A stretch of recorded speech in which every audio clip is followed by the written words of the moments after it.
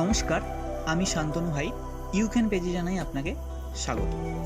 আজকে আমরা যে ভিডিওটা নিয়ে আলোচনা করব সেটা হচ্ছে কোভিড-19 উপর। যদিও আমরা কোভিড-19 উপর আগে দুটো ভিডিও বানিয়েছি। একটা ছিল প্যাথোফিজিওলজি এবং সেকেন্ড ছিল ডুস আর ডোন্টস, মানে কী করব কী করব না। আজকে আমরা কোভিড-19 একটা ওভারঅল ডিসকাশন করতে চেয়েছি এবং যেটা টাইটেল রেখেছি COVID-19 A threat for all. এই কোভিড-19 যাবতীয় তথ্য আমাদের অনেকেরই কিন্তু অজানা। সেই টপিকগুলো নিয়ে আজকে আমরা এই ভিডিওতে পুরো বর্ণনা করব এবং আমি অনেক ধন্যবাদ জানাতে চাই সুভাষ দেকে, যে অ্যাকচুয়ালি আমাকে ওই সাজেস্ট করেছিল এই ভিডিওটা বানানোর জন্য এবং সমস্ত স্লাইডগুলো কিন্তু ও বানাতে অনেকটাই হেল্প করেছে, তাই জন্য ওকে অনেক ধন্যবাদ। তাহলে আমরা শুরু করি। ভিডিওটা প্রথম থেকে শেষ পর্যন্ত অবশ্যই দেখবেন এবং চ্যানেলটি সাবস্ক্রাইব করা না থাকলে অবশ্যই করবেন। আমরা এই কোভিড-19 এই ভিডিওটি আলোচনা করব কিছু টপিকে ভাগ করে নিয়েছি। আমি বলতে চাই টপিকগুলো একটু জাস্ট ডিসকাশন করে দিই। সেটা হচ্ছে কোভিড-19 কেন প্যান্ডেমিক, তার কী কী কেস রয়েছে, তার এই কোভিড-19 global impact, national impact, economical impact কী, করোনা ভাইরাস বা কোভিড-19 হিস্ট্রি কী, মানে এর ইতিহাস হঠাৎ করে তো উড়ে চলে এলো না। Time line or COVID-19 pandemic, মানে কোন কোন শহরে কিভাবে কোন কোন দেশে স্প্রেড করলো, কী ভাবে স্প্রেড করলো এটা নিয়ে, mode of transmission, symptoms, clinical features, spectrum of illness, আর সর্বোপরি মোদ্দা কথা হচ্ছে টেস্ট, কার টেস্ট করব কার টেস্ট করব না। 130 কোটি মানুষ, সবার টেস্ট করা সম্ভব না, কার টেস্ট করব কার টেস্ট করব না। টেস্টিং ল্যাবরেটরিজ, আমাদের দেশে কোথায় কোথায় ল্যাবরেটরিগুলো রয়েছে যেখানে কোভিড-19 জন্য টেস্ট অ্যাভেলেবেল আছে। কনফার্মেটরি টেস্টগুলো কী কী, তার ট্রিটমেন্ট প্রসিডিওর, সবথেকে বড় কথা যেহেতু এর কোনো পার্টিকুলারলি ভ্যাকসিন এখনও পর্যন্ত আবিষ্কার হয়নি, তাই জন্য সব জায়গাতে ক্লিনিক্যাল ট্রায়াল চলছে, সেইগুলো নিয়ে আলোচনা। অ্যান্ড সবথেকে যেটা মেইন পার্ট সেটা হচ্ছে টু ডু লিস্ট, আমরা কি কি করতে পারি, আমরা নিজেরা কি কি প্রিকশন নিতে পারি এই কোভিড-19 বিরুদ্ধে। আর লাস্ট যেটা আমরা আলোচনা করব সেটা হচ্ছে how to boost your immunity, আমরা কিভাবে নিজের ইমিউনিটি বাড়াতে পারি। কারণ আমরা সবাই জানি ইমিউনিটি যদি বাড়াতে পারি তাহলে আমরা বিভিন্ন ধরনের রোগ প্রতিষেধক থেকে রোগকে প্রতিরোধ করতে পারবো, রোগ থেকে বাঁচবো, সেটা কোভিড-19 হোক বা অন্য কোনো রোগই হোক। তো কোভিড-19 অ্যাকচুয়ালি এর নাম হচ্ছে করোনা ভাইরাস ডিজিজ 2019, কারণ 2019 প্রথম আবিষ্কার হয়েছিল, তাই জন্য একে বলা হয় COVID-19. COVID-19 corona virus, COVID-19 corona ভাইরাসের জন্য সৃষ্ট একটা রোগ। এই কোভিড-19 মেইন সিমটমস হচ্ছে রেসপিরেটরি ইলনেস। এর কিন্তু মর্টালিটিটা অনেকটাই কম, কিন্তু যে সমস্ত পেশেন্ট কার্ডিওভাস্কুলার ডিজিজে ভুগছে, ডায়াবেটিসে ভুগছে, ক্রনিক রেসপিরেটরি ডিজিজে ভুগছে, ক্যান্সারে আক্রান্ত, কিডনি প্রবলেম, এই সমস্ত পেশেন্টদের ক্ষেত্রে কিন্তু সিরিয়াস ইলনেস হওয়ার সম্ভাবনাটা বেশি। এবং আমরা কোভিড-19 কে তখনই এর বিরুদ্ধে যুদ্ধে জয়লাভ করতে পারবো যখন আমরা এর ট্রান্সমিশনকে বন্ধ করতে পারবো। তো আমাদেরকে মেন লক্ষ্য রাখতে হবে এই ট্রান্সমিশনকে বন্ধ করার জন্য আমরা কিভাবে নিজেকে প্রোটেক্ট করতে পারবো। হাত ধোবো বারবার, অ্যালকোহল বেস স্যানিটাইজার দিয়ে হাত পরিষ্কার করব, চোখে মুখে সবসময় হাত দেব না, এই ধরনের কিছু প্রিকশন নিয়ে যেতে পারি, যদি এগুলো পরে আমরা আলোচনা করব। এবং কোভিড-19 ড্রপলেট যেগুলো, মানে স্যালাইভা বলুন বা হাঁচি কাশি সর্দির মাধ্যমে যে ড্রপলেটগুলো আমাদের মুখ থেকে বেরোয় বা নাক থেকে বেরোয়, সেইগুলোর মাধ্যমে স্প্রেড করতে পারে। এবং সবথেকে বড় কথা, আমাদেরকে কিন্তু সচেতন হওয়াটা অত্যন্ত অত্যাবশ্যক, তার কারণ কোভিড-19 আজ পর্যন্ত কোনো ভ্যাকসিন আবিষ্কার হয়নি। তাহলে আশা করব আমরা এখনো পর্যন্ত সবাই সচেতন, যারা সচেতনতা অবলম্বন করতে পারিনি তারা যেন আজকের পর থেকে সচেতনতা অবলম্বন করি। নেক্সট হচ্ছে হোয়াট ইজ প্যান্ডেমিক। কোভিড-19 কিন্তু প্যান্ডেমিক, WHO যেটাকে আমরা ওয়ার্ল্ড হেলথ অর্গানাইজেশন বলে থাকি, ওয়ার্ল্ড হেলথ অর্গানাইজেশন একে প্যান্ডেমিক বলে ঘোষণা করেছে। প্যান্ডেমিক মানে হচ্ছে যে রোগটা, যে ডিজিজটা পুরো ওয়ার্ল্ড ওয়াইড স্প্রেড করে এবং যেটা মানুষকে মেরে ফেলে। ওয়ার্ল্ড ওয়াইড স্প্রেড, ভালো করে খেয়াল করুন। শুধুমাত্র এই কোভিড-19 যে প্যান্ডেমিক তা কিন্তু না। 2002 সালে সার্স এটাও কিন্তু প্যান্ডেমিক ছিল। 2009 সালে H1N1 সেটাও প্যান্ডেমিক ছিল, এবং মার্চ 2012-এ প্যান্ডেমিক বলে ঘোষিত হয়েছিল। আমরা ধীরে ধীরে এগোবো ভিডিওটায়। ফার্স্ট আমরা কিছু কিছু কথা বলি কেস ডেফিনেশন। ফার্স্ট হচ্ছে সাসপেক্ট কেস। সাসপেক্ট কেস কোনগুলোকে বলবো? ধরুন যে পেশেন্টটার অ্যাকিউট রেসপিরেটরি ইলনেস আছে, যেমন ধরুন জ্বর, কাশি, সর্দি, শ্বাসকষ্ট, সেই পেশেন্টটার দেখা গেল তার পূর্বে হিস্ট্রি আছে 14 দিনের মধ্যে সে এমন জায়গা থেকে এসেছে যে জায়গাতে করোনা আক্রমণ হয়েছে, বা সে বিগত 14 দিনে কারোর সাথে মিশেছে যে কোনো না কোনোভাবে ওই করোনা আক্রমিত দেশের বিলং করেছে। এগুলোকে আমরা সাসপেক্ট কেস বলতে পারি। বা সে কারোর সাথে একটা কন্ট্যাক্টে এসেছে যে কনফার্ম বা probable COVID-19 case. Clear? Next আসছি আমরা প্রবাবল কেস।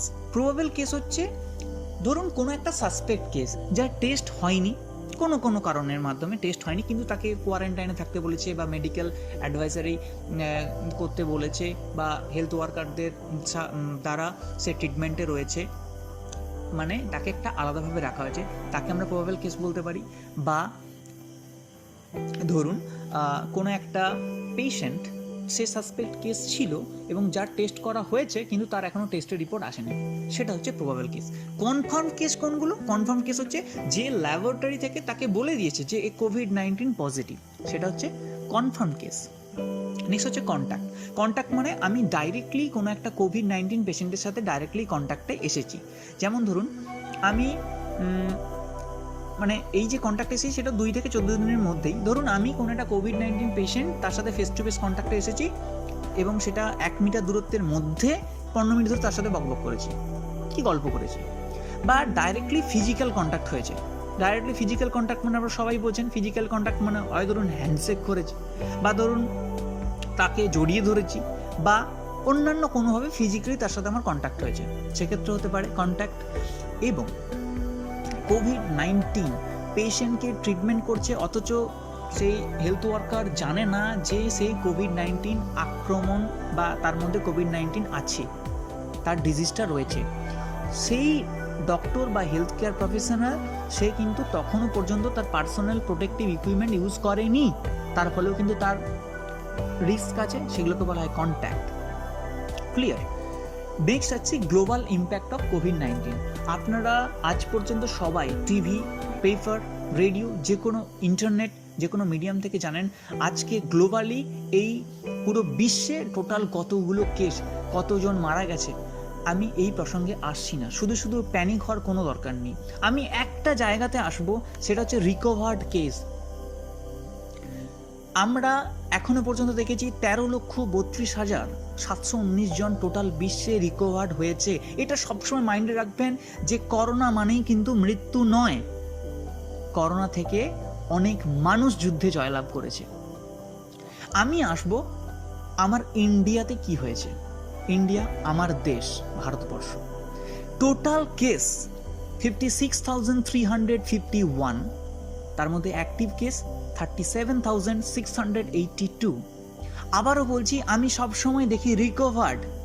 ইন্ডিয়াতে এখনো পর্যন্ত 7ই মে পর্যন্ত যে রিপোর্ট অনুযায়ী 16,776, 16,776 জন কিন্তু এই করোনা ভাইরাসের বিরুদ্ধে জয়লাভ করেছে।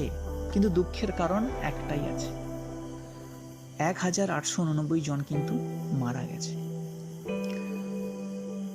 নেক্সট আসি, আমাদের দেশে যতগুলো রাজ্য রয়েছে তার মধ্যে কিন্তু মহারাষ্ট্র সব থেকে বেশি আক্রান্ত এবং মৃত্যুর সংখ্যাটাও অনেক বেশি, যদিও রিকভার করেছে বেশ কয়েকজন মানুষ। তো ইকোনমিক্যাল ইম্প্যাক্ট কি হয়েছে?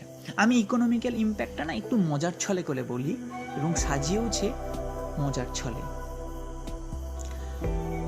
ইকোনমিক্যাল ইম্প্যাক্ট যদি দেখি না, তাহলে দেখব তেলের দামটা গোটা বিশ্বে যা কমেছে সেটা 21 বছরেও হয়নি। ও হ্যাঁ, সব থেকে বড় জিনিস, আমরা তো সবাই লকডাউনে বাড়ির মধ্যে বসে আছি, তাই না? সবাই লকডাউনে। যারা চাকরি করেন তারা হয়তো ওয়ার্ক ফ্রম হোমে আছেন, আর যারা সমাজে হেলথ প্রফেশনাল রয়েছেন, পুলিশের কর্মী রয়েছেন, আরও অনেক কর্মী রয়েছেন যারা প্রতিনিয়ত আমাদের জন্য তারা তাদের কর্মে কখনো বিরতি আনেননি, তাদের জন্য আমাদের স্যালুট। কিন্তু বাকি যারা ওয়ার্ক ফ্রম হোম করছেন তারা বাড়িতে আছেন, আর স্টুডেন্টরা সবাই বাড়িতে। তো আমাদের চাহিদাটা একটু নেটফ্লিক্স এইসব ওয়েব সিরিজ শো দেখার।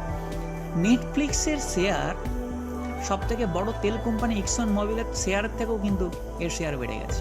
আবার জুম ভিডিও কল, আমরা যেটা নিয়ে খুব কিছুদিন আগে পর্যন্ত খুব কথা উঠেছিল, যেটাকে নিয়ে বলেছিল যে সিকিউরিটি সম্বন্ধে অনেক তথ্য রয়েছে, সিকিউরিটিটা সিকিওর না, আমরা সিকিওর না জুম ভিডিও কলে। তো সেই জুম ভিডিও কল অনেক পপুলার হয়ে গেছে, আমাজনের শেয়ারও কিন্তু কমে গেছে।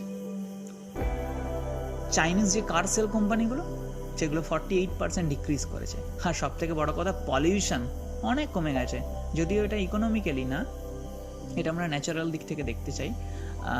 তো লোয়ার অ্যাটমসফিয়ারের নাইট্রোজেন ডাইঅক্সাইড অনেক কমে গেছে। নেক্সট আসি এই করোনা ভাইরাসের হিস্ট্রি, মানে ইতিহাস। আমরা সবাই সব দেশ সবাইকে ক্লেম করছে যে এই দেশ ওই দেশ রোগ ছড়িয়েছে, যাই হোক এটা নিয়ে অনেক বিবাদ রয়েছে। আমরা নর্মাল যেটা নিয়ে ম্যাক্সিমাম যেটা আমরা তথ্য পেয়েছি সেই নিয়ে আলোচনা করছি। অ্যাকচুয়ালি চীনের উহান জায়গাতে, যেটা একটা সি ফুড মার্কেট, সেইখানে কিন্তু প্রথম এই ভাইরাসটা পাওয়া গেছিলো, এবং সেটা বলছে বিজ্ঞানীরা যে সেটা বিভিন্ন প্রাণী থেকেই প্রথম ছড়িয়েছে। সার্স যে ভাইরাসটা সেটা কিভেট ক্যাট থেকে ট্রান্সমিট হয়েছে বলে বলছে, চায়নাতেই প্রথম উৎপত্তি হয়েছিল, মার্সটা সৌদি আরবিয়া, আর সার্স কোভিড সেটা Wuhan China, transmitted from bat, এটা গবেষকরা বলছেন। বা এটা নিয়ে কিন্তু আবার অনেক মতভেদও রয়েছে। টাইম লাইন কী কী দেখুন, আমরা কিন্তু আমাদের দেশে এই কোভিড-19 এই কথাটা প্রথম কিন্তু কেউই অত সিরিয়াসলি নিইনি, আমিও নিইনি, কিন্তু ঠিক মার্চ মাসের মিডল থেকে কিন্তু আমরা এটা বেশি সিরিয়াসলি নিয়েছি। আমরা আলোচনা করব টাইম লাইন সম্পর্কে। আচ্ছা, এটা কিন্তু ফেসবুকের টাইম লাইন না, ঠিক আছে? টাইম লাইন মানে হচ্ছে আমরা কোন দেশে প্রথম ডিটেক্ট হয়েছিল এবং সেটা কিভাবে স্প্রেড করেছিল তার টাইম লাইন সাজিয়েছি। 31 December Wuhan municipal health commission, চায়নাতে যেটা অবস্থিত, ওরা জানিয়েছিল যে একটা নিউমোনিয়া সিমটমস লাইক কিছু ভাইরাস সেটা উহানে কিছু মানুষের মধ্যে দেখা গেছে। 4 জানুয়ারি ওয়ার্ল্ড হেলথ অর্গানাইজেশন রিপোর্ট করলো সোশ্যাল মিডিয়াতে যে কিছু ক্লাস্টার অফ নিউমোনিয়া কেসেস দেখা গেছে উহানে, কিন্তু কোনো ডেথ হয়নি, মানে কোনো মৃত্যু হয়নি। তার পরের দিন 5 জানুয়ারি হু পাবলিশ করলো ফার্স্ট ডিজিজ আউটব্রেক, সেটা নিউজে। 7 জানুয়ারি new virus, novel corona virus, তাকে ডেজিগনেটেড করা হলো যে এটা একটা সেভিয়ার অ্যাকিউট রেসপিরেটরি সিনড্রোম। 12 জানুয়ারি চায়না পাবলিকলি শেয়ার করলো যে তার জেনেটিক সিকোয়েন্সটা কি কোভিড-19 যেটা একটা আরএনএ ভাইরাসের যে জেনেটিক সিকোয়েন্স। 13 জানুয়ারি ঠিক তার পরের দিন অফিসিয়ালি কনফার্ম একটা কোভিড-19 কেস হলো থাইল্যান্ডে। ফার্স্ট রেকর্ড হলো থাইল্যান্ডে আউটসাইড অফ চায়না। 30 জানুয়ারিতে হু বলল কি যে 7,818 জন টোটাল কনফার্ম কেস হচ্ছে ওয়ার্ল্ড ওয়াইড, তার মধ্যে মেজরিটি হচ্ছে চায়নাতে, এবং 82 cases reported outside the China. Clear? 3rd February হু release the international community strategic preparedness and response plan to help protect states. হু বলল কি যে এর বিরুদ্ধে কি কি প্ল্যান করা যেতে পারে এই ভাইরাসকে রোখার জন্য। 11 মার্চ তখন স্বীকার করলো যে ইটস এ প্যান্ডেমিক। 13 মার্চ হু একটা সলিডারিটি রেসপন্স ফান্ড করলো, যেখানে একটা ফান্ড তৈরি করে বিভিন্ন ইনস্টিটিউট সেখানে নিযুক্ত হলো যে নতুন করে কিছু অনগোয়িং ট্রায়াল করো, নতুন করে ভ্যাকসিন তৈরি করার চেষ্টা করো এই ভাইরাসের বিরুদ্ধে। 18 মার্চ হু এবং তার পার্টনার লঞ্চ করলো এই সলিডারিটি ট্রায়াল এবং ইন্টারন্যাশনাল ক্লিনিক্যাল ট্রায়াল। নেক্সট হচ্ছে মোড অফ ট্রান্সমিশন। বিভিন্ন গসিপ রয়েছে এর বিরুদ্ধে যে কিভাবে ট্রান্সমিশন হয়, তবে আমরা জেনারেলি একটা ট্রাস্টেড অথেন্টিক সোর্স থেকে জানতে পেরেছি যে এটা অ্যাকচুয়ালি অ্যানিম্যাল থেকে হিউম্যানে প্রথম এসেছিল, যদিও এটা এখনো পর্যন্ত প্রুভড হয়নি বা এটা নিয়ে প্রচণ্ড বিবাদ চলছে। বলছে যে একদম প্রথম থেকে যদি দেখি তাহলে চীনের উহানে যে সি ফুড মার্কেট রয়েছে সেখানে কিন্তু অনেক কিছু পাওয়া যেত, খরগোশ, সাপ, বিভিন্ন ধরনের অ্যানিম্যাল, সি ফুড, এই ধরনের জিনিসগুলো, এবং সেখান থেকেই নাকি প্রথমে এই ভাইরাসটা স্প্রেড করেছে হিউম্যানে। এবং হিউম্যান টু হিউম্যানে কীভাবে স্প্রেড করে তা আমরা আগের ভিডিওতে আলোচনা করেছি, তাও একবার বলে নিই। ক্লোজ কন্ট্যাক্ট কোনো একটা ইনফেক্টেড পার্সনের ক্ষেত্রে কাছে, অ্যারোসল থেকে হতে পারে, ইনফেক্টেড ড্রপলেট থেকে হতে পারে, পার্সন টু পার্সনে, ধরুন আমি হ্যান্ডশেক করেছি বা কোনো ফিজিক্যালি কন্ট্যাক্ট হয়েছে সেখান থেকে হতে পারে। আমরা কিছু জায়গা দেখেছি, কন্টামিনেট সারফেস দেখেছি, এয়ারে 3 আওয়ার থাকতে পারে, copper 4 hour, cardboard 1 day, stainless steel 2 to 3 days, plastic 3 days। সিমটমসে যদি আসি, সিমটমস নিয়েও আমরা আগের ভিডিওতে আলোচনা করেছি, তাও আমরা একটা ছোট করে ডেসক্রিপশন দিয়ে দিই। শুকনো কাশি, dry cough, shortness of breath মানে আমাদের শ্বাসকষ্ট, ফিভার, জ্বর। আদার সিমটমসগুলো হচ্ছে muscle pain, headache, sore throat, fatigue, এইগুলো। এবার রিস্ক ফ্যাক্টর কি, এটা আমাদের সব থেকে জানা দরকার। করোনা ভাইরাস মানেই কিন্তু মৃত্যু নয়, কিন্তু এর মর্টালিটি অনেকটাই কম, যদিও তাহলেও রিস্ক ফ্যাক্টর কিন্তু থেকে থাকে। যাদের লাং কন্ডিশন, বিভিন্ন ধরনের ধরুন COPD, asthma, heart disease, immune system অনেকটাই কম, যেমন HIV পেশেন্ট, ক্যান্সার, এবং ধরুন যার কিডনি প্রবলেম আছে, ডায়াবেটিস আছে, লিভার ডিজিজ আছে, এই সমস্ত কন্ডিশনের পেশেন্টরা কিন্তু বেশি ঝুঁকিযুক্ত। এদের ক্ষেত্রে যদি করোনা ভাইরাস আক্রমণ করে তো এদের জন্য কিন্তু অত্যন্ত কেয়ার দরকার, তার কারণ এই সমস্ত পেশেন্টদের ইমিউন সিস্টেম অনেকটাই কম। ক্লিনিক্যাল ফিচার্স হিসেবে আপনি দেখতেই পারবেন, এখানে সেম কথা বলা হয়েছে, WBC কাউন্ট কমে যাবে, ক্রিয়েটিনিন লেভেল কমবে, এই সমস্ত জিনিসগুলো হয়ে থাকবে। স্পেকট্রাম অফ ইলনেসে যদি দেখি, এগুলো আমরা আগেও আলোচনা করেছি যে কীভাবে তার মানে ইলনেসগুলো শো করে, এগুলো আমরা আগের ভিডিওতে আলোচনা করেছি। ভিডিওটা দেখা না থাকলে অবশ্যই দেখবেন, pathophysiology of corona virus in Bengali. Critical disease কিন্তু এখনো পর্যন্ত 5%, সিভিয়ার ইলনেস 14%, মাইল্ড ইলনেস হয়েছে 81%। ওভারঅল কেস যদি ফ্যাটালিটি রেট দেখি 2.3 to 5%। এবার হচ্ছে home to test, car test করবো না, এই নিয়ে অনেকের বিবাদ রয়েছে যে 130 কোটি মানুষ আমাদের দেশে আছে, প্রত্যেকে যদি টেস্ট করা হয় প্রতিদিন যদি 1 লক্ষ মানুষের টেস্ট করা হয় কতদিন সময় লাগবে, এসব কথায় আসছি না। আমি আসছি যে কার টেস্ট করবো না। ফার্স্ট ধরুন যার ফিভার হয়েছে, কাফ হয়েছে, তার শর্টনেস অফ ব্রেথ আছে মানে শ্বাসকষ্ট আছে, এবং যে শুধুমাত্র এগুলো থাকলেই হবে না, যে তার ট্রাভেল হিস্ট্রি আছে, ইন্টারন্যাশনাল ট্রাভেল হিস্ট্রি আছে লাস্ট 14 ডেজের মধ্যে, বা সে কোনো একটা কনফার্ম কেস আছে, মানে কনফার্ম কোভিড-19 কেস পেশেন্ট, তার সাথে কন্ট্যাক্টে এসেছে, বা একজন হেলথ ওয়ার্কার সারাদিন যেভাবে পরিশ্রম করে আজকে আমাদের দেশে লড়ে চলেছে করোনা ভাইরাসের বিরুদ্ধে, তাদেরকে স্যালুট। আজকে ভগবানের জায়গাটা ওনাদেরকেই দেওয়াটা আমার মনে হয় উচিত। এবং হসপিটালাইজ পেশেন্ট যার অ্যাকিউট রেসপিরেটরি ইলনেস আছে, শ্বাসকষ্ট হচ্ছে, তাদেরকে আমরা কিন্তু টেস্ট করাতে পারি। নেক্সট হচ্ছে টেস্টিং ল্যাবরেটরিজ, কোথায় ল্যাবরেটরিগুলো রয়েছে। পাবলিক ল্যাবরেটরি নাইসেট, SSKM, আরজিকর, MCH, পাবলিক MCH এটসেট্রা। এবং প্রাইভেট যে ল্যাবরেটরিগুলো রয়েছে, মানে প্রাইভেটে আপনি করাতে পারেন, সেগুলো ধরুন Apollo hospital, Suraksha diagnostic private limited, doctor Lal's path lab etcetera. প্রথমে এই কোভিড-19 টেস্টের জন্য 4,500 টাকা বরাদ্দ করা হয়েছিল যে প্রাইভেট ল্যাবরেটরিজগুলো নিতে পারে, কিন্তু তারপর 31 মার্চ যে পিটিশন করা হয়েছিল সুপ্রিম কোর্ট, সেখানে ডিসাইড করেছিল এবং সেটা বলেছে যে পুরোটাই ফ্রি ট্রিটমেন্টে করাতে হবে গভর্নমেন্ট ল্যাবরেটরি এবং প্রাইভেট ল্যাবরেটরিজে। ডায়াগনোসিস অ্যাকচুয়ালি ন্যাসোফ্যারিঞ্জিয়াল এবং ওরোফ্যারিঞ্জিয়াল যে সোয়াব থেকে ডায়াগনোসিস করা হয়, এখন বর্তমানে ব্লাড, স্টুল, ইউরিন থেকেও টেস্ট করা হচ্ছে। আর স্পেসিমেন যে কালেকশন, আপনি যে হেলথ ওয়ার্কার যে স্পেসিমেন কালেকশন করবে তাকে অবশ্যই PPE মানে পার্সোনাল প্রোটেক্টিভ ইকুইপমেন্ট পরে তারপর যাওয়া উচিত।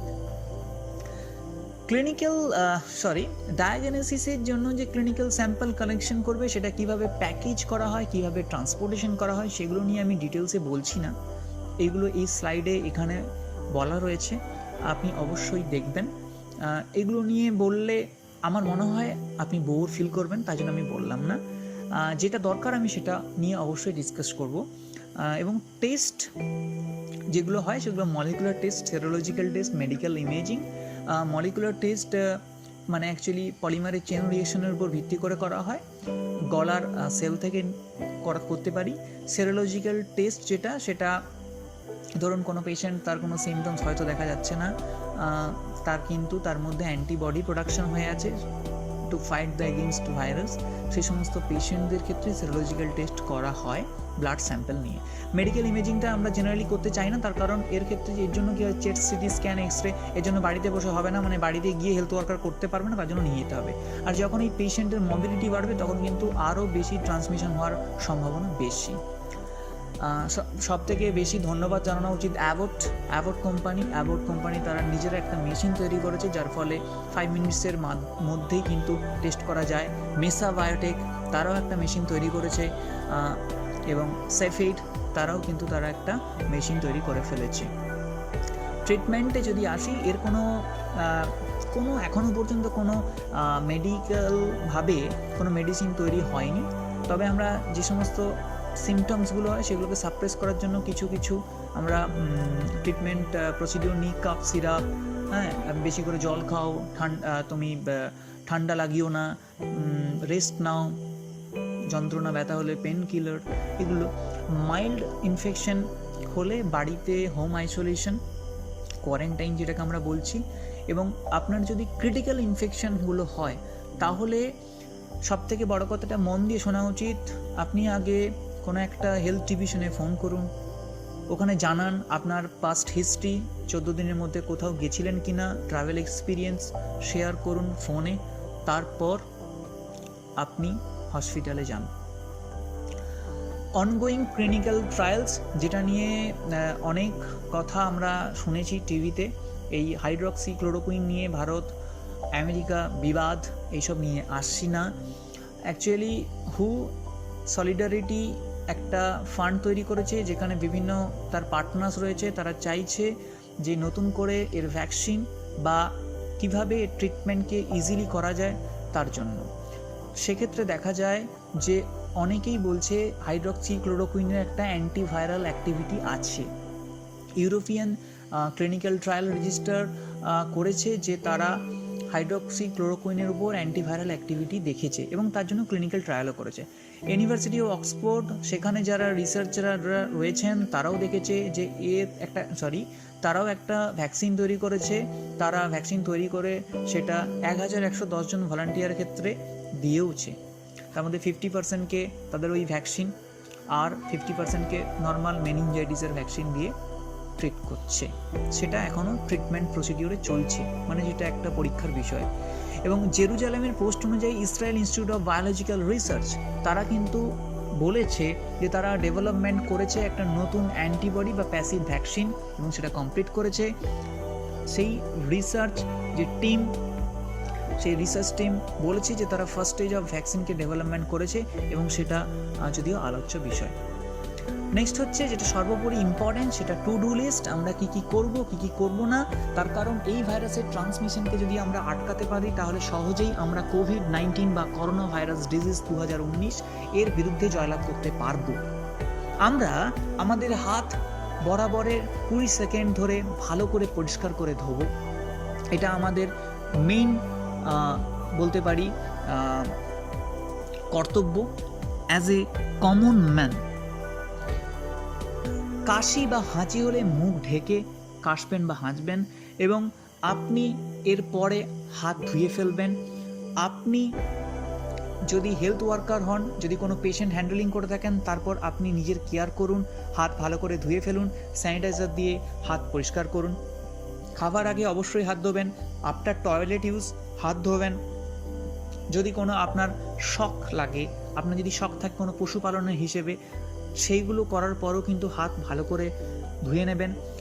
আপনি যদি কোনো ফ্রিকোয়েন্টলি অন্য কোনো সাবস্টেন্সে টাচ করে থাকেন, আপনি হাত ভালো করে পরিষ্কার করে রাখবেন। ফ্রিকোয়েন্টলি টাচ অন্য কোনো সাবস্টেন্স মানে ধরুন ডোরবেল, নব, সুইচ বোর্ড, এগুলোতে হাত দিয়েছেন, আপনি অবশ্যই হাত পরিষ্কার করে ধোবেন। আপনি যখন তখন আপনার যদি অভ্যেস থাকে এই মুখে চোখে নাকে হাত দেওয়া, সেটা অ্যাভয়েড করুন। মাস্ক পরুন, বাড়ির বাইরে বেরোলেই কিন্তু মাস্ক পরুন। মাস্ক নিয়ে আবার অনেক কথা রয়েছে, N95 কিন্তু N95 নেসেসারি নয়। N95 জায়গায় আপনি সাধারণ একটা রুমালকেও ভাঁজ করে মাস্ক আকারে ইউজ করতে পারেন। আর যদি হ্যান্ড ওয়াশ না থাকে, আমি আবারও বলছি, যে কোনো নর্মাল সাবান দিয়ে আপনি হাত পরিষ্কার করতে পারেন। ক্লোজ কন্ট্যাক্ট এড়িয়ে চলুন। বাইরে বেরোলে আপনি একজনের থেকে অন্যজনের দূরত্ব বজায় রাখবেন 2 থেকে 3 মিটারের মধ্যে, তার বেশি হলে তো অবশ্যই ভালো। বাইরে গিয়ে যত্রতত্র থুতু ফেলবেন না। আর একটা কথা, সবথেকে বড় জিনিস যেটা এখন সব গোটা বিশ্বে চলছে, হ্যান্ডশেক থেকে দূরে থাকুন। আমাদের ইন্ডিয়ান কালচার, নমস্তে। বাজার থেকে শাকসবজি নিয়ে আসার পর সেটা ভালো করে পরিষ্কার জল দিয়ে ধুয়ে ফেলুন। যে সমস্ত ফুড, কাঁচা শাকসবজি খাবেন না, স্যালাড খাবেন না। সোশ্যাল গ্যাদারিংকে অ্যাভয়েড করুন। যে কোনো জায়গায় যদি বেশি লোকজনের ভিড় থাকে একদম যাবেন না। যদি আপনার রেগুলার জিনিস কেনার থাকে, সে অভ্যেসটা ত্যাগ করুন, একদিন একটু বেশি করে জিনিস কিনে আনুন। আর একটা কথা, গুজব ছড়াবেন না এবং গুজবে কানও দেবেন না। বাড়িতে যদি বাচ্চা বা বয়স্ক মানুষ থাকে, তাদেরকে যত্ন নিন, তাদেরকে বাইরে বেরোতে দেবেন না। সর্বোপরি লাস্ট যে টপিকটার উপর আমরা আলোচনা করব, সেটা আপনি আপনার ইমিউনিটি কিভাবে বাড়াবেন। How to boost your immunity, মানে শুধুমাত্র কোভিড-19 বিরুদ্ধে না, আমরা আমাদের বডিতে ইমিউনিটি বাড়াতে পারলে আমরা বিভিন্ন ধরনের রোগকে প্রতিরোধ করতে পারবো। আমরা প্রথমেই এটা নিয়ে আলোচনা করব, সেটা হচ্ছে how to boost your immunity. প্রত্যেকটা দিন একটু উষ্ণ গরম জল আমরা খাবো। ডেইলি আমরা প্রাণায়াম করব, যোগাসন করব 30 মিনিট ধরে। কিছু কিছু মশলা যেগুলো আমরা অন্য সময় রান্নার জন্য ব্যবহার করি, কিন্তু এখন সেটা রেগুলার ওয়েতে ইউজ করা আমার মনে হয় উচিত। যেমন হলুদ, জিরে, ধনে, গার্লিক মানে রসুন, এইগুলো প্রত্যেক দিন সকালে চ্যবনপ্রাশ। এবং আমরা চাইবো আমাদের চা খাওয়ার হ্যাবিটে, আমরা বাঙালি মানে একটু চা খাওয়ার হ্যাবিট থাকে, তো আমরা চাইবো যে একটু হার্বাল টি খাওয়ার জন্য। সেই হার্বাল টিটা প্রোডাকশন করব কিভাবে? একটু তুলসী পাতা, একটু দারচিনি, একটু কালো মরিচ যেটাকে ব্ল্যাক পেপার বলি, একটু আদা, একটু তার সাথে ধরলাম চা পাতা, এইগুলো দিয়ে আমরা হার্বাল টি তৈরি করতে পারি। আর একটা জিনিস, সেটা আমি বরাবরে বলি, প্রত্যেক দিন আপনি রাতে গরম দুধের সাথে একটু কাঁচা হলুদ যদি খেতে পারেন, আপনার ইমিউনিটি কিন্তু অনেকটাই বাড়বে। আর আপনি স্টিম ইনহেলেশন নিন, মানে আপনি ধরুন আপনার একটু কি বলবো, আপনার ধরুন নাক বন্ধ হয়ে আসছে, একটু ঠান্ডা লাগা ব্যাপার আছে, তাহলে স্টিম ইনহেলেশন করুন। এবং সারাদিনে একটু লবঙ্গ যেটাকে বলি আমরা, সেটা একটু গুঁড়িয়ে আপনি মধুর সাথে সারাদিনে 2 থেকে 3 বার করে খান। এইভাবে আপনি চাইলে আপনার ইমিউনিটি বাড়াতে পারেন। ইমিউন সিস্টেম স্ট্রং থাকলে আপনার শরীরে শুধু কোভিড-19 না, অনেক ধরনের রোগ প্রতিরোধ ক্ষমতাও কিন্তু বাড়বে। এই হলো আমাদের আলোচনার শেষ পার্ট। আশা করব আপনাদের ভালো লাগবে। আর ভিডিওটি ভালো লাগলে অবশ্যই লাইক, শেয়ার, কমেন্ট করবেন। এবং যদি কোনো রকম প্রবলেম হয় অবশ্যই নিচের কমেন্ট সেকশনে জানাবেন। আমি আবারও সর্বোপরি সুভাষ দেকে অনেক ধন্যবাদ জানাতে চাই। অনেক অক্লান্ত পরিশ্রম করে স্লাইডগুলো বানিয়েছে, ধন্যবাদ জানাই। আর আপনাদেরকে বলি, আপনারা বাড়িতে থাকুন, সুস্থ থাকুন, ভালো থাকুন, লকডাউন মেনে চলুন এবং যে কর্তব্যগুলো বললাম সেগুলো পালন করে চলুন। ধন্যবাদ, ভালো থাকবেন, সুস্থ থাকবেন।